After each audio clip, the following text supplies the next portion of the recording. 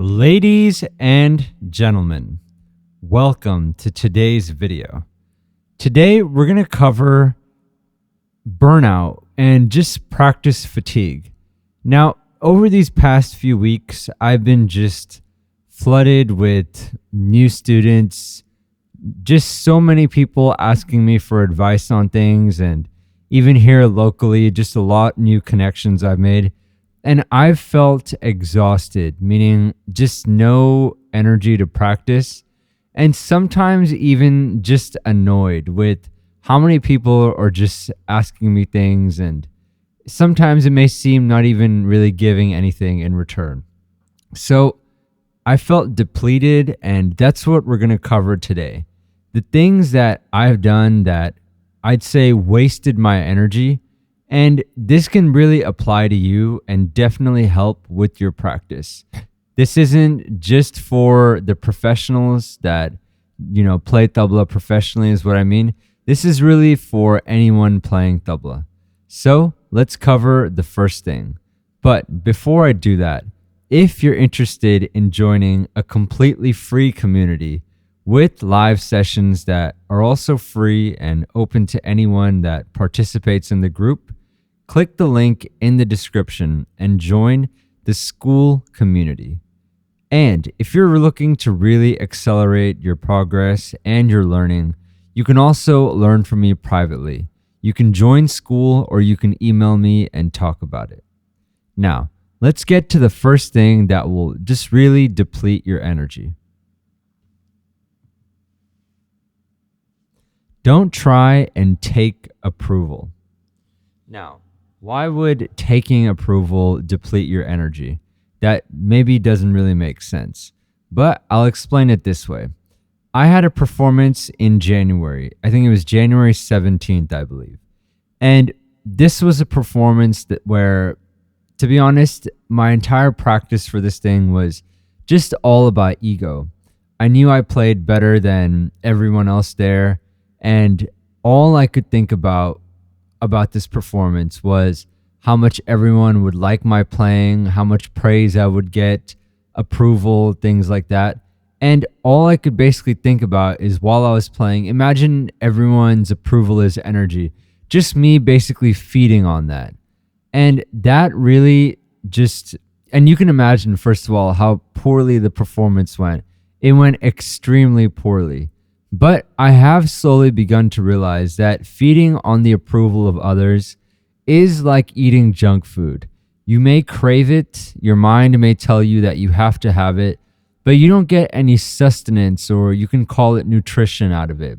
In fact, at the end, it'll just leave you even more tired because a little is never enough. It's like eating chips. You never just eat one or two, you always eat the entire bag. And then you still want more. So it's something like that. Chasing approval of others, especially during your performance, will just leave you exhausted. So that's the first mistake you should avoid. Next. Don't be so reactive. So what does this mean?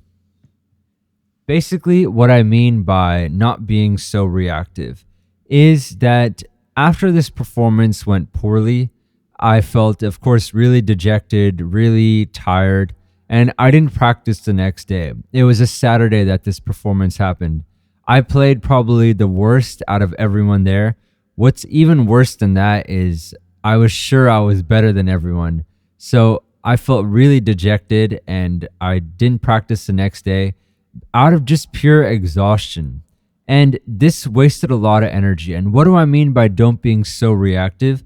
Let's say you play amazing and you're just in heaven. You're giddy, you're joyous. You just want to tell everyone how amazing you played. That's reacting positively, I guess you could say it. And then there's also, like I just said, reacting negatively to a performance. Now, what you really want to do is you just want to be in a state of balance. If you played well, fantastic. If you played poorly, big deal. You're just kind of balanced. You're not wasting energy, fluctuating your emotions again, up and down, basically. So that's something that you should definitely learn. because it will stress you out. The whole up and down of your tabla journey, not every performance is going to be great.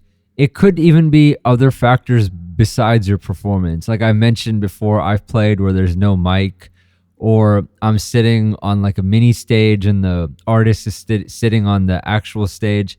So things like that, the up and downs, don't be so reactive and just find that real state of balance. Next, learn to really relax. And this, I'm talking about mostly your practice sessions. So by really relaxing, what do I mean? One thing that I've really started teaching in all of my sessions is that, let's say someone's playing dhere dhere and they're really hunched forward and they're staring down their tabla really hard and they're just trying to get it. They're trying their hardest. Everything is tense.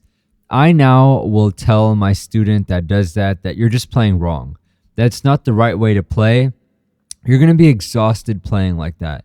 The right way to play is, while you're practicing, consciously relax every single part of your body. Now, a lot of people keep tension in their stomach, their lower back. I've talked about this. But recently, I found out that even my legs, they for some reason get really just tense and tight.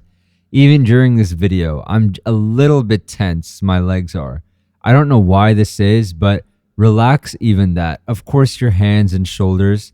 The more tension you keep in your body, the more energy that'll take up on its own, and you'll have less energy to play. The real thing that I'm trying to say here is that you should gain energy out of practicing instead of losing energy. So let's now cover the next way to not deplete yourself.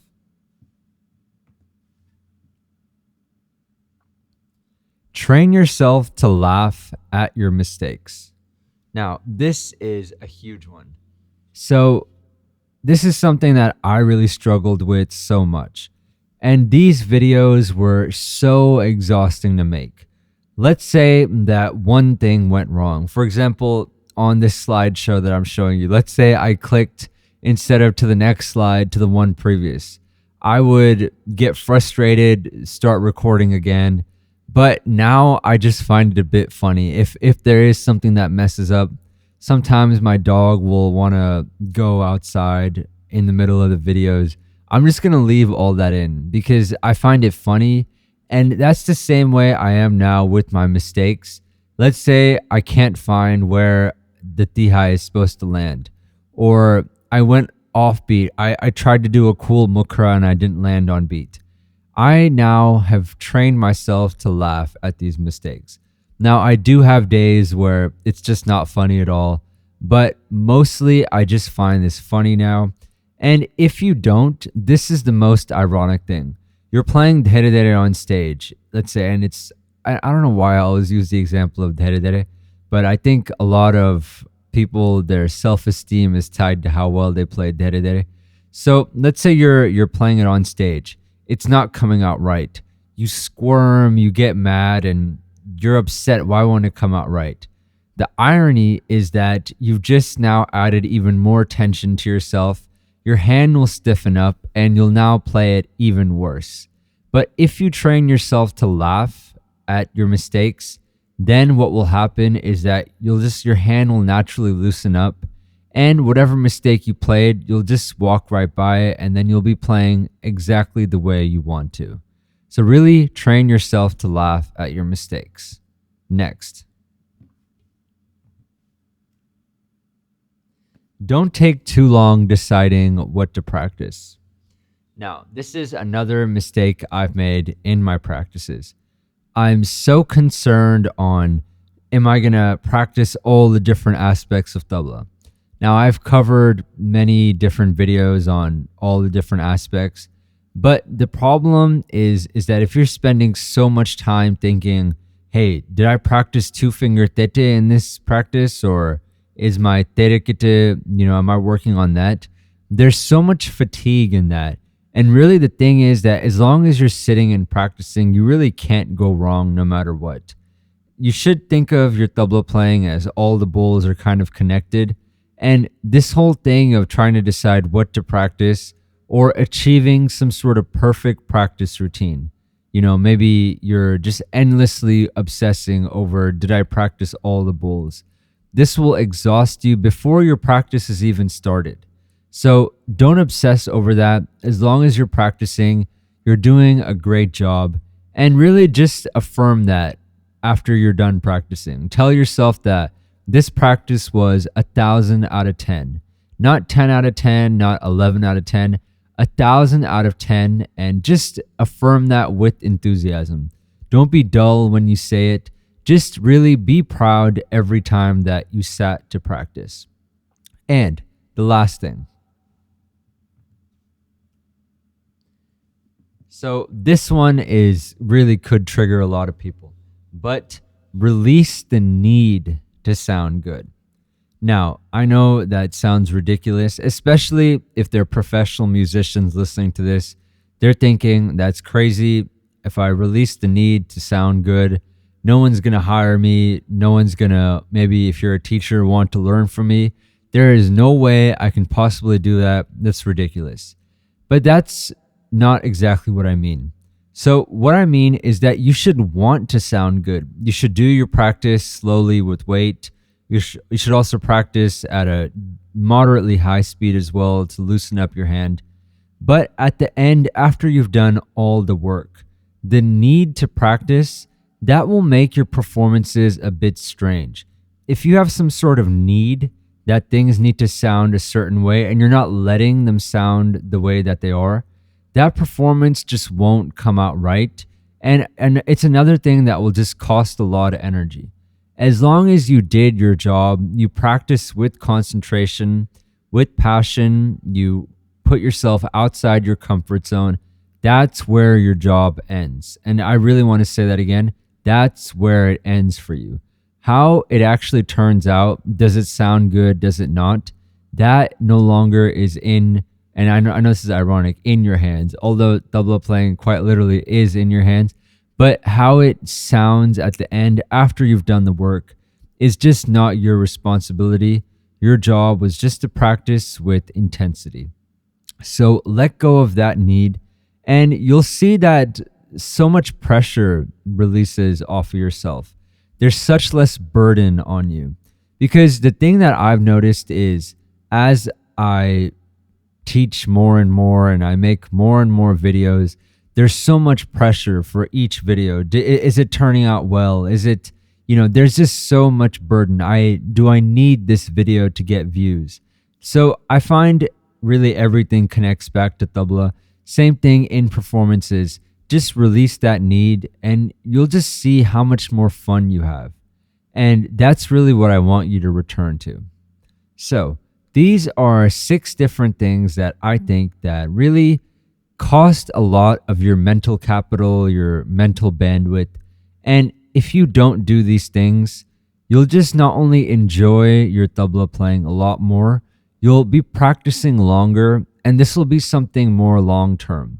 A lot of people practice for a few months, then they give up, and it's probably because they're doing one of these 6 things that is really costing them a lot of energy. Tabla playing is something that you shouldn't plan to do for 6 months, 3 months, or a year. Really look at it a decade at a time. And I know that sounds like a long time, but you won't believe what you could achieve with a decade of concentration and intense practice. Thank you.